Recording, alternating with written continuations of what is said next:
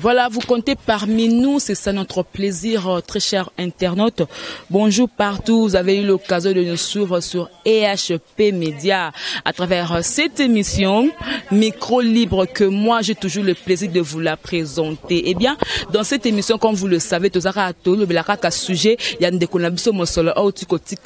alors l'émission on a yambi les sous, baninga mosolo, ba travailler naie groupe les ambassadeurs, il y a beaucoup de beaucoup à c'est exceptionnel groupe il y a sans souci c'est quoi kenda wapi abunga boya mona nikala matanga mosolo de bo mona na émission pour comprendre que EHP Média et kina ko kundola pena bato ba no mona tatango ba biso kamusko quoi c'est pesa biso mais avant ne yamba bango.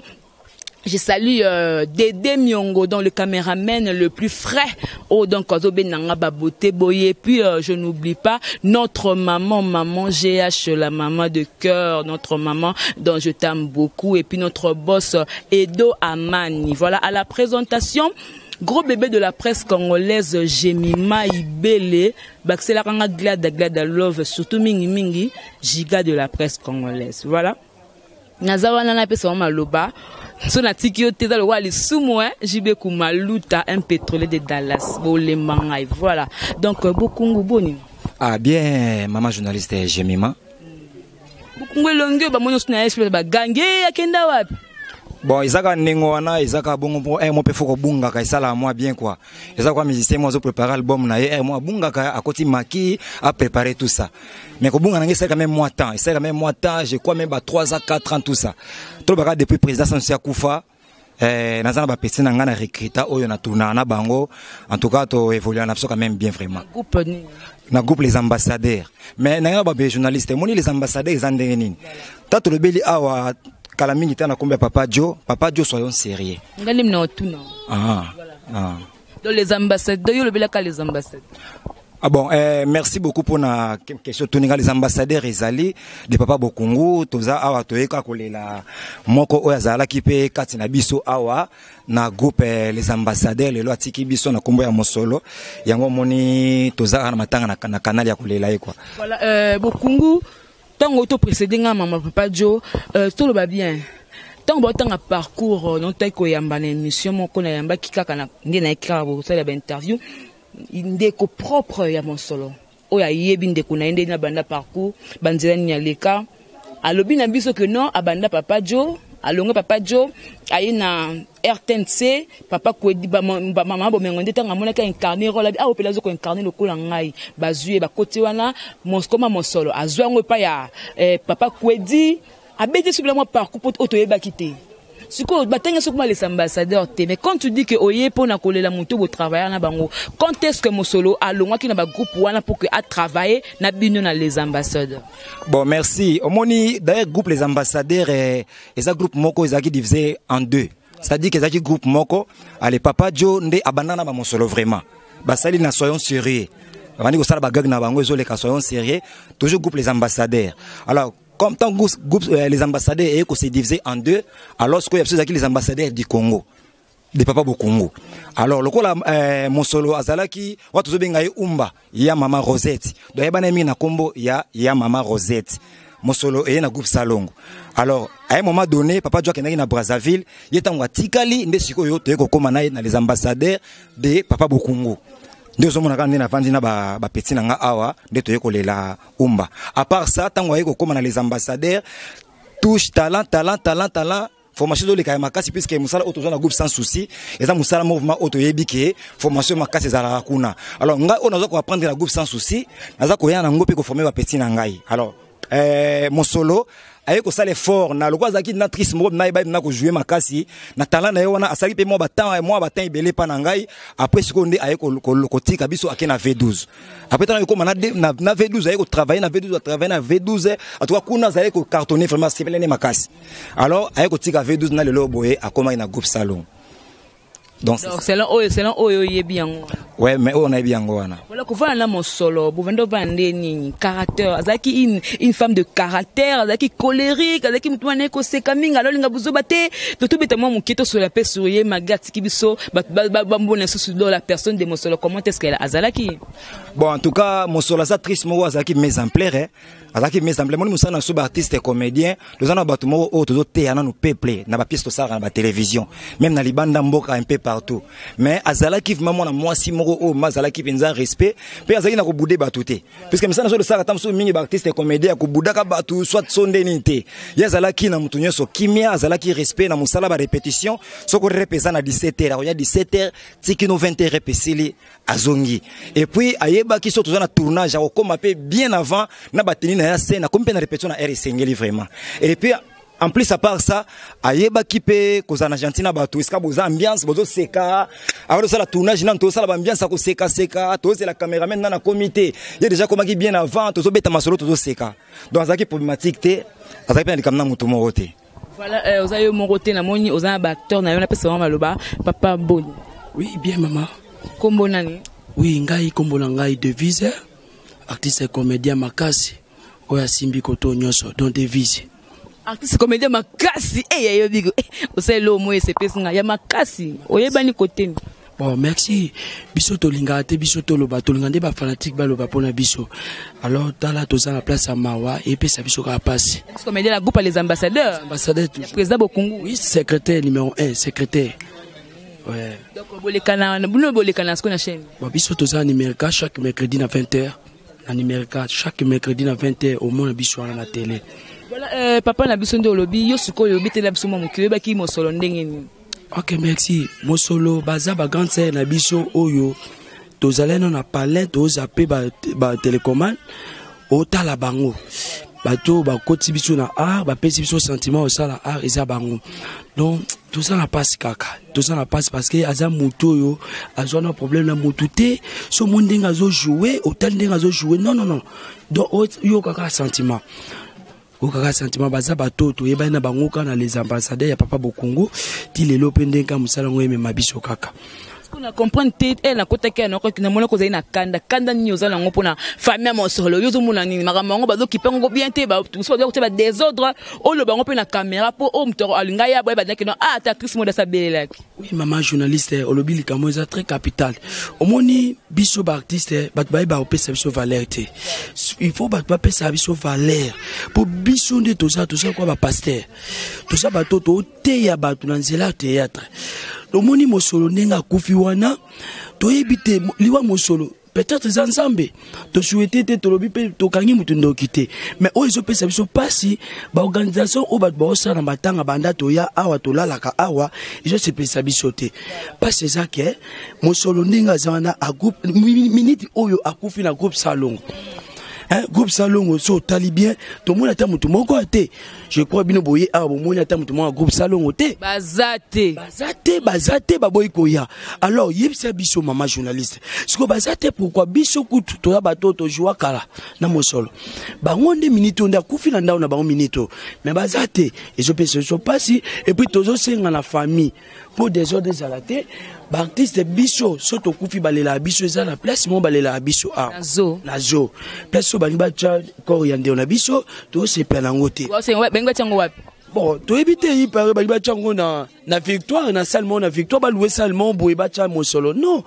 ça se fait pas comme ça toza batu toza ba artiste ou toza reconnu na peuple congolais ayi ba biso na msala biso to salaka surtout ba mosolo baza ba se o ba se de teka mingi na poto ba lele na zo po aza mutu munene c'est ça autre cause yo ba lele na zo auto ba ak groupe salon bazo ya te nanyango oyo apesi bino place que non bo lele na zo ministre de la culture. Ok, c'est ça, merci. Bah, président Massoumba Zali, tant tozo le la TV, toto le l'émission, on a président Langaï Bokungu, to le bel même président Massoumba Talibiso, asa président, ton bachai président, asa président, où il y a biso artiste congolais. Président sortant. Sortant, c'est ça. Alors, bango de baza bato, bako défendre biso au niveau likolo, pour besoin mikanda, ou eko senga ke bali la bakor kuna. Non, c'est ça. Basa la bongo, bali la mosolo kuna, pour m'attendre les cabien. Le moni mangana le bakala maram oyo ya ba organisation ya ba matanga yango na mo la place wana pena tango président Masuma Okenae te bo pesa on sai pardon parce que tango sai azana bezo c'est le comme bezo ko étouffer parce que le bo le baraka no botia bato le bolingo botia non ba artiste basé à batunyo sur ya Congo ba ya NTPCT président Masuma ndo bimana raisonner bien parce que kota da bo mona ke organisation ezate siko tango ozolo mamba groupe sans comment salongo bazoya te bino président Bokungu na yo bokendaki vers papa masumu boyo be boleka na ba émission. OK, merci. Biso omoni biso pona ko pesa éclaircissement ezaka télévision. Tant to leki na télévision to pesi programme oya biso na nde to la na bandeko awa to keto luka mutu mo te tango yebi déjà kendeko na kufi je crois ba robenga hotel. Ndé bolala ata mutu mo groupe salon azoya hotel. Azoya te to la na bibishi oza camarade ami intime ya Lorette. Tout le bapé va vrai monsieur Soumama tout bon babilo monsieur souté de ça babilo ko photo lo baba to cha na mitu na bango président Saï a auto les émission na RTNC babengani je ne sais pas pourquoi babengana ki aza président il faut kende aloba peut-être biso ba oyo to nanu to seno ba kombo mpenza na ndenga dans etende to kana so le to kufi to za négligé non c'est pas ça oui to ça batu ba pesa biso valeur vous comprenez. Omoni lelo toza na ba regret makasi titola lawa mama journaliste donc tozola la biso na biso ni mutu na ngambu ya groupe ya V12 à part Bibiche ozaki ami intime ya nani ya Lorette ya Rosette pardon et puis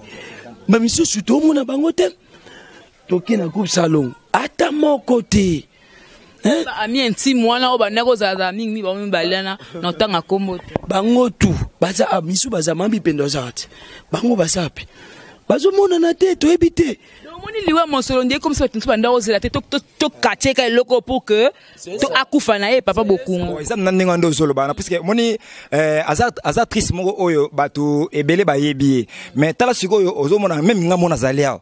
naza doyen na makamba théâtre puis ngana to musika te mais lelo 6e jour angoyo ona eko yeba ke mosola kufi donc bana kufi na ngana yebi kututé la TVT donc je regarde la télévision mais en tout cas même information les na télévision te pour to yebi ke so actrice acteur à théâtre kufi il faut non donc na télévision be monsieur les kamo be kezo les kala na bozomona mais na mosolo to moni ata eloko te comme par hasard tous les rappels banzela en cours de route na ko mona ka ote be matanga mo esalia c'est vrai na ke acteur nanga bo so na secrétaire nanga Benjamin ote na sima na biso kuna eza na fimo ya groupe salon wa kufi na kombo ya mosolo ngana mosolo kufi ça m'a étonné et puis non c'est pas possible na yeko comme na famille na ko mona ki oui eza réellement que mosolo atiki biso alors yango mona ki ngezo sala ngap na ko kamwa mingi puisque groupe salongo ezali groupe mo ya munene donc ana Congo awa théâtre nini au numéro 1 bat baye bien RTNC ezo bandama laissez tomber banzela wana laissez tomber banzela wana tarere ya boye bien on quand même mais ce que pas mona siko ke moko o azali membre kati ya groupe salongo akufi mais to moni ata moko na bangote ba pesa ba raison que te kuneza musika eza na ngaba ta moso ba menace ko zala na butu yango tozo banga mais eza raison te banga bakuluna baso banga o miso baso ba keote même ko to rompo ngaba wana côté wana veni ndambu to yebia veni ndambu te ozomonga na ende ninga pe na luki ka nde pe na baluka na komi bon en tout cas faut botu na bango puisque akufi na kati ya boîte ya maison ya groupe na bango faut boluka to tu na bango juste eza nini ata liwana akufi ko na kinkole brusquement mutakufi bon so to landela ba détail musu ça peut quand même peu clarté mais talaka to ba comédien to yiko loba mabe ya baninga te so na ba façon ni mais faut to yeba ngo bien que négligence eza malamu te groupe salongo na BTCT atuka boluka bo mona na po so bozo mona na te biso to ba doyen to banana ekala mais to tika pe na oye na musala aye comment ko évoluer na groupe salongo comment ko évoluer na groupe salongo parce que tant mbula bolobi ke na boye lelo po na réunion bo sa réunion na banani bon biso to sala réunion entre nous biso na biso les ambassadeurs et puis na pesi no merci na mwana mwasi o azana Afrika na pa ya Bordeaux o aza collègue na Bibishi wana de temps à temps zola la awa na malile la ngalibana mwana mwasi en tout cas Bibishi en tout cas ba mbote siko zali po Bibishi bongonza yeto zane awa de temps à temps et puis azali bina ami intime ya Rosette Monsolo. Donc c'est un peu ça quoi. Donc parce que maman pas zali, tu peux maman loba, maman combo na Miss Girl, auto, on est balia quand Miss Girl. Combo na théâtre. Voilà, yosko kobe sepso, oyebi ba ndeko na biso Rosette Monsolo ndenge. Bon, ngala makamba théâtre na mwana. Si na koma osala boy courage mutapesa ngai tanti na nga seruta na ngai, encourage ngai ke petit na ko sekate, ti na koma lenda boya, moi na travailler pe eza pona e. Yango na e ba ki. Pona ya na Monsolo. Travailler na groupe les ambassadeurs. Tu travailles déjà. Donc ezaki samedi na lalaki. Pas beaucoup ngunda benga téléphone ya bisinga ke oza pina se na ndako oyebite tantina o mosolo senya kufi donc na kamwa ki na lamuka na kamwa ki na équipe pa na na équipe secrétaire na équipe na ki ke a informer nga ke ya solo akufi. Papa na munyoza na kanda loba mama ngaza méchant makasi ngai nazana méchant makasi posa na ngai zali groupe salongo place bozali conscience na bino moko esala ke muto obanda olia na ye bobanda olata na ye azali susute minito tozolo ba mosolo azanda kwa malili ete pe bino quand même mais puis que liwa ya tanti mosolo na tang oyo président sortant zobima président Masuma do kende. Ça a posé candidat unique. Nani Bodoye wana ngapi fona comme président modéro be mais c'est les foufou yepa ye wana le binga pena koma sko ambuye wana mosolo yo kufa yango le moni makamo ça mamo peut-être bongo non maman tout ça ba tout est-ce que yango wana nde opekisa bango ba yata awa moi je pense pas que ça yango wana ce que ça ki biloko wana peut-être toko zwa mosolo to tiena na mort to si sana makambo to sala eza pona wana te tant muta kufi to tiki nyoso to ye awa chuko biso banda to lali awa to vandi awa eza ba kuluno to mona ngaba te to moni ba to a place ba zokite ba to machete to moni bango awa te groupe salongo to zoka kaka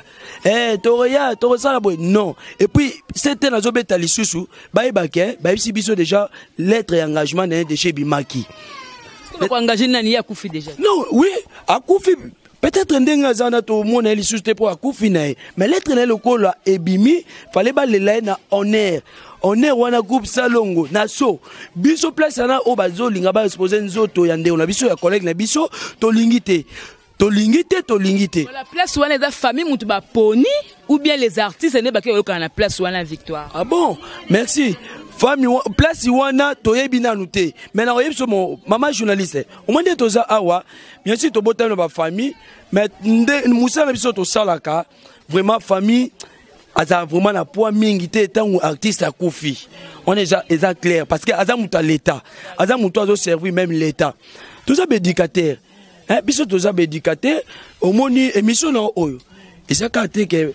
famille na ba mosolo ba tala ngwa le monde entier ba fan na mosolo basé belé moi je confirme que ba te belé ba la mosolo okuba li banda ko le ba to na kina alors yibsanga comment famille ko décider quand ba lela ka mosolo place ya non ba to ba kina likanisi wana je crois ba longwa makanisi wana to luka moyen ba ke le la mosolo na wapi nazo place ba lela ba kadi place ba lela ba mbonge place ba lela ba artiste belé mboko biso to yebi manager kuta za artiste moko so talié na carrière balisala ba vile biso lisala balela bango place wana yande mo pe biso ba devise to ko kufa un jour ba lela biso ka place wana bon devise du pe ol bebele est-ce que bien sous na dernière minute a mo sola beba na ba ndenga mabesko kuna kana ba bien le ko beba na soki ko kima kuna na kinkole o kufeli kuna ndito sa ki likamya bon to tiki matanga ngo balelo kasi te mama omoni bino boza basi boza ba mama bobota biso je crois bolo bagadage moko mwana ta sumbelo na loboko bakata loboko te donc ceci ato swana kinande konao ata bobeba naki mama me muninga kufi aza na place ya malili eza place moko donc omoni bembe leo na Kinshasa ba ko mona lo kwa effectivement non eza place oyo photo zonga na osimaga un jour ngape na la na cercueil un jour ngape na kota na mort et ça passe ça place vraiment donc tristesse photo ça vraiment na mawa et ça passe to mi pesa to zonga na batu ata bobeba na mosolo ata bowela ki mibali ata bowela kambongo ya nzonzing poto beta banzonzing to bowela pe mbongo mais non to muninga kufi oyoki ke muninga kufi non obaonika bilamba otika bilamba banda tout a pondu otika pondu po muninga o lia na ya kufi ça place c'est sengote bate ya mavuma ba ya to lela muninga na biso tiko rebima ngana on lancé kaka message na ngana nous na président Molai nde boza kuna na poto yo mtoza président net abeza président Masumu na poto kuna za yo président Molai sangisela biso ba viesia tout sangisela ba Ans Luzolo ba marque la duchesse aux États-Unis ozonga leka France wana sangisela ba meta pinga ba zebele donc sangisela biso bango nyoso tout wana do bo vanda pe na bolela ba vienga dios boze bele ba artiste comédien o boza ba président Caleb ba Mami la chat place vraiment bozala na bolela mon solo pour que tant to ba image et que tu comprends que binopé boli pour mon sopo papa molai o amuta groupe salongo magosa kuna pozaka na komba groupe salongo donc occupé kolela mon solo na cadre kara ya roya ndeko na biso donc papa bokungu to chuter na biso mais na zongolo question mo eza na matanga te mon solo te 8 ans yango depuis papa sans souci akufa tout ça là qui on vendredi au monde en a été. Bon, en tout cas, nasenga pena bolimbisi mingi vraiment puisque ata le longa tika groupe wana mais qui amitié et si la raté na ebi qui est président de chasse bisiko zali we bana ko pardonner nga pona moi absence nanga na jour wana mais na bana ko landa vraiment mission na télévision d'état za tezo leka pona 8e année ya mort ya sans souci na bana ko landa ngo ndezo leka d'état za en tout cas moi reggae on azali nanga na motema tana zo tala émission zo leka bazol ba moi souci moko boye et ça lenga pe passer mais alors na 8 ans o nyo surtout bana ya kufi ngai na TV na leka no mali susu tena moni artiste za pena ba stratégie na ye peut-être ngai na ba poto wana tana leka d'état za temps vraiment te mais to comment ça pour moi un petit rien nous sommes des responsables nous voilà na sur le bien mon nzonzinge kufa ngako tota nzonzinge zalaka pour moi ngabena ba seda ba poto wana impera puisque na yebaki déjà tuyau moko ngana zoka moi un cas na ba cop ngana salaka donc be école mingi o ezana katsa kisasa aba grand école minene so bazana journée culturelle ba bingi saranga donc c'est na lona be école wana na zamna na temps vraiment tetam so ya kosala ba nzonzinge wana parce que chaque semaine parfois jeudi vendredi samedi na jour na be école ba collège boboto ba lycée bosangani ba école belé ba Sacré-Cœur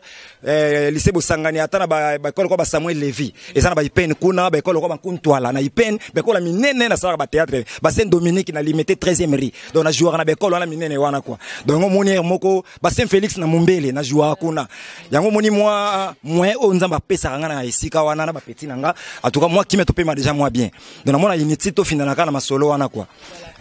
pes le bel absolument moi dernier mot par rapport ya matanga oyo lingi penda ni zo senga nini wata to kotinda ba papa masumba lien batala ba mona kete abo kungu penda posa neza boye pina pesa pe bandeko baloba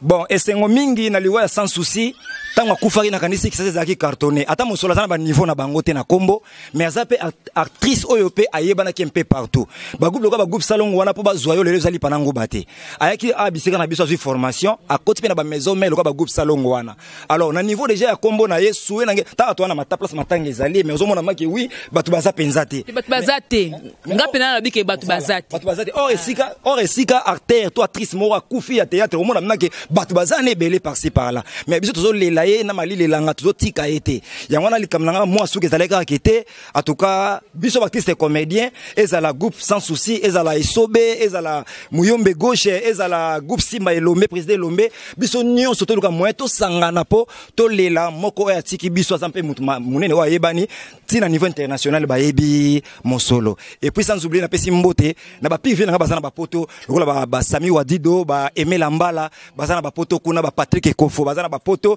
na pesi mbote les sous ya makasi koleka na Henri Lambala azape na poto donc bazé belé na pesi mbote na Rocky da Silva mwana poto na pesi mbote sous na Patrick Ekofo mwana Londres azana poto bazola nanga po ba yebi ke bazaba kana pire petit na bango numéro non numéro nanga ezali 090 61 52 pardon 61 161 na bandeli 090 52 61 161 na pesi sous bambote makasi koleka epa ya mama na ngamo mwasi kitoko Marie France Wadido azana poto engongo yeyo oboyebaki na kombo engongo mwana na bino ya quartier ya Lemba en tout cas nzamba sunga to mona na numéro ya ngwana bobenga pena pa masola bien zali merci bana zongela ipo na moni ya malobe bele mama ko pesa ba yeba mbote pe mo numéro la pesi mboto ya Karine Bala bambote bele camarade na la France la pesi bambote bele na Ritz Lubala na France en tout cas la pesi bambote bele na moi na Jemima voilà ndoi donc yo pesa no numéro te numéro na téléphone 090 21 36 258 na bandeli sous numéro là 090 36 258 voilà donc bon mon que magasa la tête mais un peu timide pour caméra bango théâtre batala la caméra te bango joueur batala mais il faut so talasco caméra talasco différence voilà total la caméra total te ponne mais tant bon jouer botala rate te total ngana watala nata caméra mais voilà le bas bon côté mon assir secrétaire comprendre bien c'est-à-dire que un artiste comédien à côté la caméra té sur scène quoi à côté la caméra té puisque soit sali so qui a tali caméra en tout cas il va tali caméra puisque to au côté la liboso na lo bana journaliste boy na so bana yo boy caméra mais na liboso nanga alors na so lo bana liboso mais dans la quoi na kanisi miso nanga et ko tala ma caméraman fixer caméraman té voilà donc total la caméraman mais caméra ni total até donc c'est comme ça on a koloba. Voilà, pesa le bela moi mouké pour